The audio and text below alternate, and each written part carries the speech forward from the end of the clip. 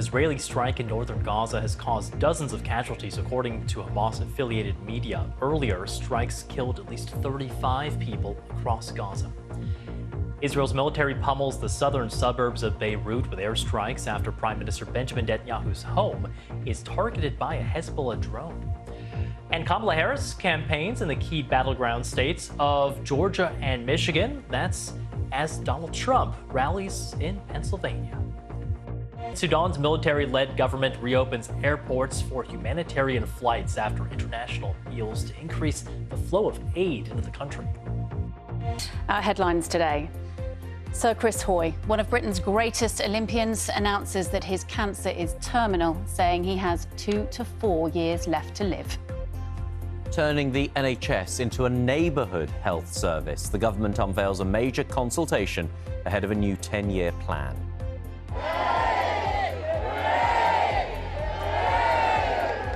The crowds turn out for King Charles and Queen Camilla on the first official day of their royal tour of Australia.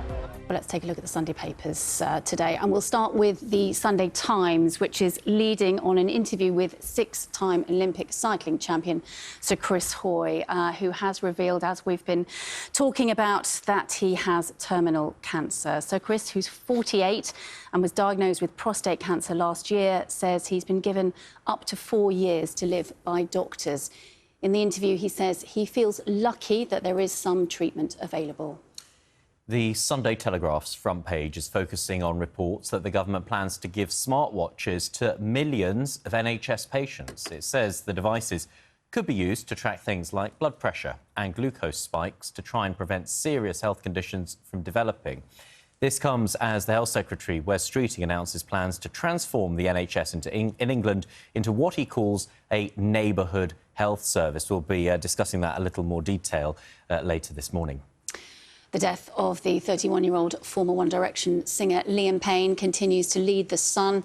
It features a picture of the singer with his sister Ruth on her wedding day. It comes after she posted an open letter on Instagram paying tribute to her brother. In it, she wrote, "I'm sorry I couldn't save you."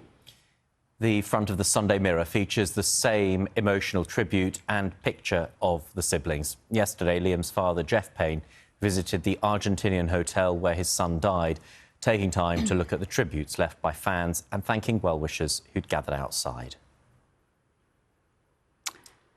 Should we have a look and see what else there is in the papers? Yeah, there are a few... We've got a couple of food-based stories, so if you're feeling a bit, peckish, because it is that time of the morning, we've got one which is about baked beans, which I think is maybe appropriate. I like a baked bean for breakfast. Apparently, sales of beans have rocketed over the past year because of their health benefits, their versatility and their affordability. But I prefer... Oh, you're still on the beans. Sorry, I thought you were going to go on to your next one. Sorry, I was just saying, there's been a big push because source of protein, more sustainable, better for the environment, that sort of thing. Can we go on to the unhealthy ones, Very please? quickly, the crisps. Crisp Festival in Huddersfield. I mean, I'm there already. Brilliant idea by this landlord. Most popular flavours, caviar, flavour crisps, and oyster and vinegar. What happened to just salt and vinegar and ready salted? The one that sold out quickest, salted egg yolk, which I just think sounds disgusting. How to take a crisp and ruin it? If it ain't broke, don't fix it. Yeah. Exactly. The government says it will take a direct role in overseeing the building of the HS2 rail line to try to get a grip of rising costs. The Transport Secretary, Louise Haigh, said it had long been clear that the cost of the high-speed route between London and Birmingham had been allowed to spiral out of control.